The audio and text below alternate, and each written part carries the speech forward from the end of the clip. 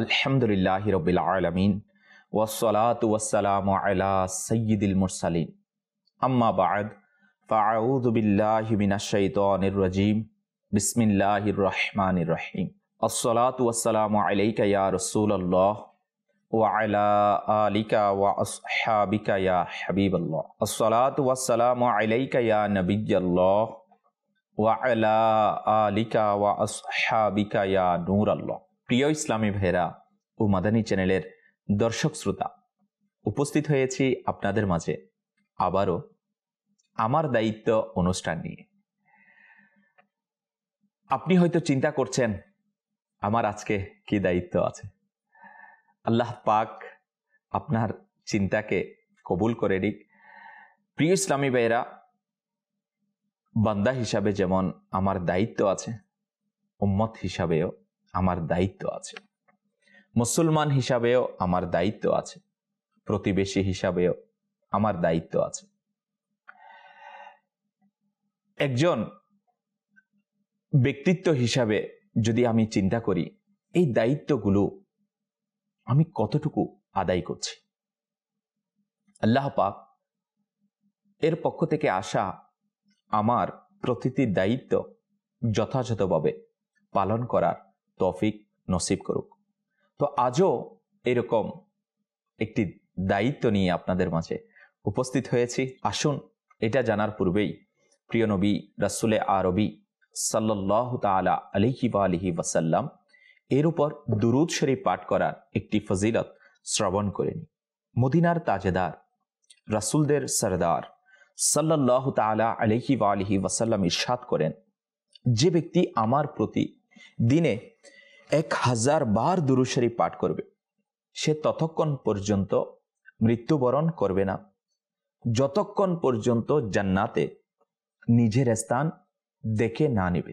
সাল্লু আলাল হাবিব সাল্লাল্লাহু তাআলা আলা মুহাম্মদ সাল্লাল্লাহু তাআলা আলাইহি ওয়া আলিহি ওয়াসাল্লাম। প্রিয় ইসলামী ভাইরা, পূর্বের অনুষ্ঠানে আমি আপনাদের কাছে আরজ করেছিলাম আমার দায়িত্ব পালন করার পূর্বে আগে তো আমাকে চিনতে হবে আমি কে। যদি আমার পরিচয় জানা হয়ে যায় তখন আমি আমার দায়িত্বকেও বুঝতে পারবো। পূর্বের অনুষ্ঠানেও একটি বড়ই তাৎপর্যপূর্ণ বাক্য শুনেছিলাম যে আমরা আল্লাহ তাআলার গুনাহগার বান্দা এবং তার প্রিয় হাবিব সাল্লাল্লাহু তাআলা আলাইহি ওয়া আলিহি ওয়াসাল্লাম এর নগণ্য উম্মত। আমাদের জীবনের উদ্দেশ্য আল্লাহ তাআলা এবং তার প্রিয় হাবিব সাল্লাল্লাহু তাআলা আলাইহি ওয়া আলিহি ওয়াসাল্লাম এর বর্ণিত বিধানাবলীর উপর আমল এবং তার আনুগত্য করা। অর্থাৎ আজ আমরা যেই দায়িত্বের ব্যাপারে জানব সেটা হচ্ছে আকা করিম সাল্লাল্লাহু তাআলা আলাইহি ওয়া আলিহি ওয়াসাল্লাম এর উম্মত হওয়ার খাতিরে আমার প্রতি কি দায়িত্ব রয়েছে। হ্যাঁ, একজন উম্মত হিসাবে আমার দায়িত্ব, আমার জিম্মাদারি। পূর্বে আমরা শ্রবণ করেছিলাম আল্লাহ পাকের বান্দা হিসাবে আমার জিম্মাদারি। প্রত্যেক মুসলমানের উপর আল্লাহ পাক এবং তার প্রিয় হাবিব সাল্লাল্লাহু তাআলা আলাইহি ওয়া আলিহি ওয়াসাল্লাম এর বিধানাবলীর উপর আমল করা এবং তাদের আনুগত্য করা এটা ফরজ। কেননা এটা আমার দায়িত্ব। একজন উম্মত হিসাবে সর্বপ্রথম আমার আপনার জিম্মাদারি যে আমরা আমাদের প্রিয় রাসূল সাল্লাল্লাহু তাআলা আলাইহি ওয়া আলিহি ওয়াসাল্লাম এর আনুগত্য করব। আর আনুগত্যের বিষয় যখন আসবে আমি আপনি একটু চিন্তা করি আমাদের পূর্বেও যারা আকা করিম সাল্লাল্লাহু তাআলা আলাইহি ওয়া আলিহি ওয়াসাল্লামের সত্যিকার উম্মত ছিলেন তারা কিভাবে আনুগত্য করেছেন। হ্যাঁ, বুজুর্গানে দ্বীন আনুগত্য করেছেন, প্রিয় ইসলামী ভাইরা ইমামগণ আনুগত্য করেছেন, মুজাদ্দিদগণ আনুগত্য করেছেন। আল্লাহ পাকের মুমিন বান্দা আকা করিম সাল্লাল্লাহু তাআলা আলাইহি ওয়া আলিহি ওয়াসাল্লামের উম্মতরা আনুগত্য করেছেন। তবে তাবেঈনগণ আনুগত্য করেছেন, তাবেঈনগণ আনুগত্য করেছেন। আল্লাহু আকবার। যদি আমরা সর্ব উচ্চ পর্যায়ের আনুগত্যকারীদের কথা চিন্তা করি, আল্লাহু আকবার, সাহাবাই کرام আলাইহিম রিদওয়ানগণ ওনারা আনুগত্য করেছে। হযরতে সাইয়্যিদুনা আব্দুল্লাহ ইবনে আব্বাস রাদিয়াল্লাহু তাআলা আনহুমা থেকে বর্ণিত, রাসূলুল্লাহ সাল্লাল্লাহু তাআলা আলাইহি ওয়া আলিহি ওয়াসাল্লাম এক ব্যক্তির হাতে স্বর্ণের আংটি পরিহিত অবস্থায় দেখলেন। হুজুরে পুরনূর সাল্লাল্লাহু তাআলা আলাইহি ওয়া আলিহি ওয়াসাল্লাম তার হাত থেকে তা খুলে নিয়ে ফেলে দিলেন এবং ইরশাদ করলেন, তোমাদের মাঝে কি কেউ পছন্দ করে যে নিজের হাতে আগুনের কয়লা রাখবে? যখন রাসূলুল্লাহ সাল্লাল্লাহু তাআলা আলাইহি ওয়া আলিহি ওয়াসাল্লাম সেখান থেকে চলে গেলেন, তখন লোকেরা তাকে বলল, তুমি তোমার আংটিটি কুড়িয়ে নাও এবং সেটাকে বিক্রি করে সেটা দ্বারা উপকৃত হও। ওই আশিকে রসুল আকা করিম সাল্লাল্লাহু তাআলা আলাইহি ওয়া আলিহি ওয়াসাল্লাম এর আনুগত্যের জজবা, প্রেরণায় সমুজ্জ্বল ব্যক্তিত্ব, তিনি উত্তর দিলেন, না। যখন রাসূলুল্লাহ সাল্লাল্লাহু তাআলা আলাইহি ওয়া আলিহি ওয়াসাল্লাম এটি ফেলে দিলেন, তখন আল্লাহ পাকের শপথ, আমি তা কখনো কুড়িয়ে নিব না। সাহাবায়ে کرام আলাইহিম রিদওয়ানগণ নবী পাক সাল্লাল্লাহু তাআলা আলাইহি ওয়া আলিহি ওয়াসাল্লাম এর প্রতি কিরূপ আনুগত্য পোষণ করতেন। যদি তিনি চাইতেন তাহলে সেই আংটিটি কুড়িয়ে নিয়ে অন্য কাজে ব্যবহার করে এর থেকে উপকৃত হতে পারতেন, কিন্তু রাসূলের আনুগত্যের পরিপূর্ণ প্রেরণা তাকে এই বিষয়ে উদ্বুদ্ধ করেনি যে এই বস্তুটি রাসূলে খুদা সাল্লাল্লাহু তাআলা আলাইহি ওয়া আলিহি ওয়াসাল্লাম অপছন্দ করে দূরে ফেলে দিয়েছেন, তা আমি আবার কিভাবে কুড়িয়ে নিব। আল্লাহু আকবার। উম্মত হিসাবে দায়িত্বের প্রতি কেমন সচেতন। উম্মত হিসাবে আল্লাহ পাকের প্রিয় রাসূল সাল্লাল্লাহু তাআলা আলাইহি ওয়া আলিহি ওয়াসাল্লাম এর আনুগত্যের প্রতি সাহাবাই کرامের জজবা কেমন। আল্লাহ আল্লাহ। যদি আমরা চিন্তা করি আজ আমাদের দায়িত্ব উম্মত হিসাবে প্রিয় মুস্তাফা সাল্লাল্লাহু তাআলা আলাইহি ওয়া আলিহি ওয়াসাল্লাম এর আনুগত্য করা। আনুগত্যের অর্থ হচ্ছে আদেশ মান্য করা, যা হুকুম আসবে মেনে চলা।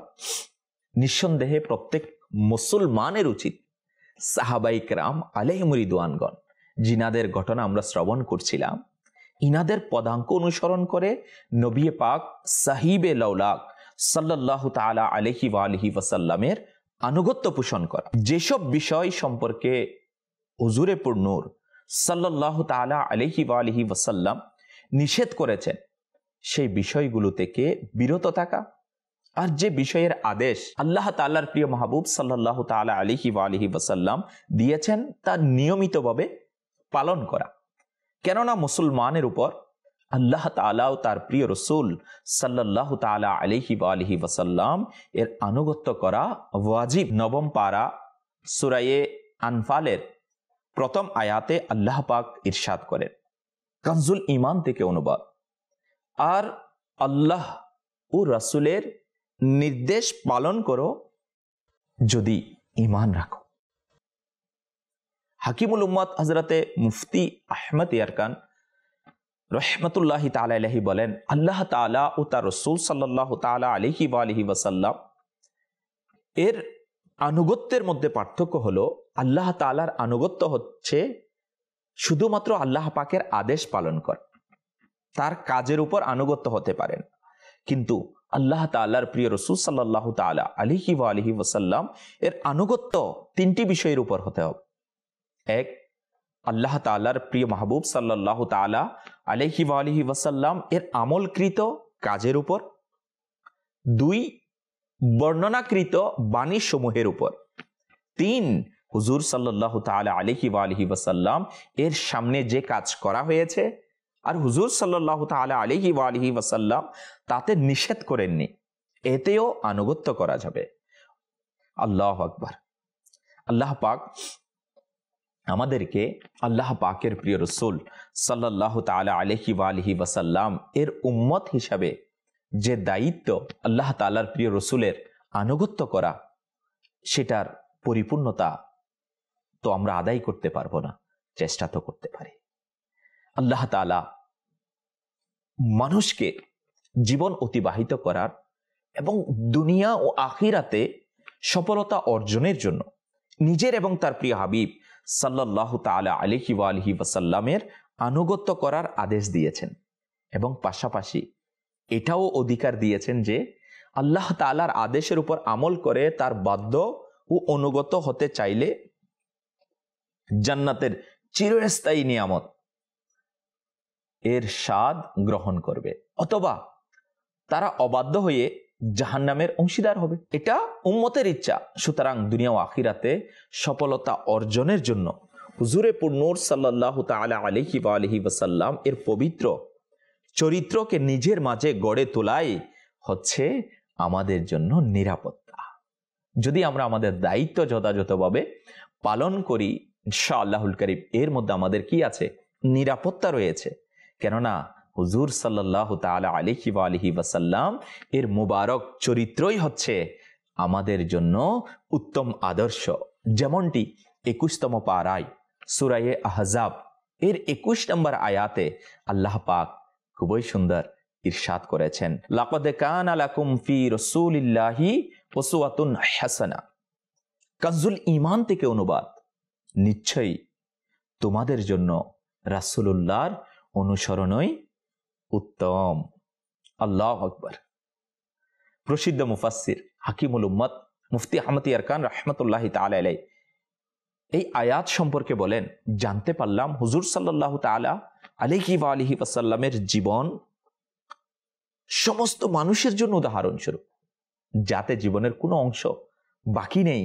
এবং এটাও উদ্দেশ্য হতে পারে যে আল্লাহ তাআলা হুজুর সাল্লাল্লাহু তাআলা আলাইহি ওয়া আলিহি ওয়াসাল্লাম এর পবিত্র জীবনকেই তার কুদরতের নমুনা বানিয়েছেন।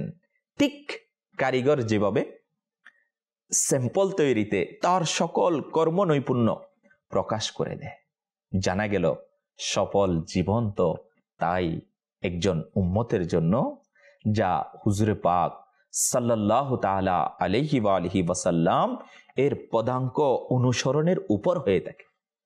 যদি আমাদের জীবন মরণ শয়ন জাগরণ হুজুর সাল্লাল্লাহু তাআলা আলাইহি ওয়া আলিহি ওয়াসাল্লাম এর পদাঙ্ক অনুযায়ী হয়ে যায়, তবে এই সকল কাজেই ইবাদত হয়ে যাবে। যদি আনুগত্য করি তো লাভ আমার দায়িত্ব আমি পালন করলেই তো সফলতা মিলবে, সাকসেস মিলবে। যদি আমি আমার দায়িত্বই পালন না করি, জিম্মাদারি পালন না করি, তাহলে সফলতা কিভাবে মিলবে? নিরাপত্তা কিভাবে মিলবে? আর দায়িত্ব পালন না করার ক্ষতিও রয়েছে। সুতরাং আমরা জানতে পারলাম নবী পাক সাহিবে লাউলাক সাল্লাল্লাহু তাআলা আলাইহি ওয়া আলিহি ওয়াসাল্লাম এর মোবারক জীবন আমাদের জন্য চলার পথের পাতেয়। সুতরাং মুসলমান এবং সত্যিকার গোলাম হওয়ার কারণে আমাদের উপর আবশ্যক যে সকল অবস্থাতেই হুজুর সাল্লাল্লাহু তাআলা আলাইহি ওয়া আলিহি ওয়াসাল্লামের আনুগত্য ও অনুসরণ করা এবং তার সুন্নাতকে শক্তভাবে আঁকড়ে ধরে জীবন অতিবাহিত করা, কেননা এটাই আমাদের মুক্তির পথ। আর এই ব্যাপারে প্রিয় নবী সাল্লাল্লাহু তাআলা আলাইহি ওয়া আলিহি ওয়াসাল্লাম এর বাণী শ্রবণ করি। বুখারী শরীফের মধ্যে আসছে, প্রিয় নবী সাল্লাল্লাহু তাআলা আলাইহি ওয়া আলিহি ওয়াসাল্লাম ইরশাদ ফরমান, যে আমার আদেশ মানল সে জান্নাতে প্রবেশ করে নিল। আল্লাহু আকবার।